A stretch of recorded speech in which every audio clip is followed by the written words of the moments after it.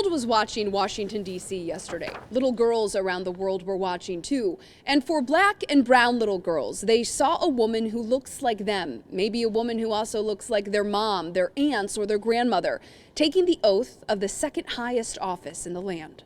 Thank you so much for inspiring me. A message for Madam Vice President Kamala Harris from 10-year-old Eva, who watched yesterday along with her sisters Savannah and Gracie as history was made. I, Kamala Davy Harris, do solemnly swear. Harris is the first woman, black woman, and South Asian woman to hold the VP title.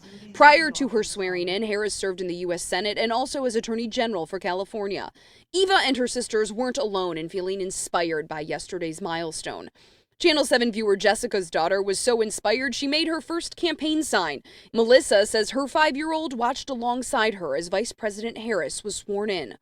And this little girl from Livonia, who already knows quite a lot about past leaders, watched every moment of Harris's swearing in, even raising her right hand up too. Girls are great, really. They can do anything. It's not just our vice president young girls in Metro Detroit are drawing inspiration from. We will not march back to what was, but move to what shall be. 22-year-old poet laureate Amanda Gorman with multiple goosebump-inducing mic drop moments during her powerful spoken word performance of The Hill We Climb. Gorman speaking on GMA this morning, sharing that like President Biden, she too struggled with speech, particularly the R sound.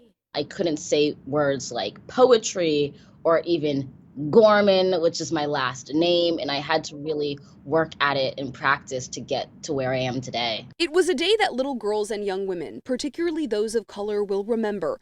Even 5-year-old Gracie, who's still in kindergarten, recognized what yesterday's milestone means, not only for her, but for the little girls of tomorrow. I almost started crying. I almost cried too. Little Gracie, who you just heard from, despite being just 5 years old, says she already knows what she wants to be when she grows up. She wants to be a doctor so she can help people. Jen Shantz, 7 Action News.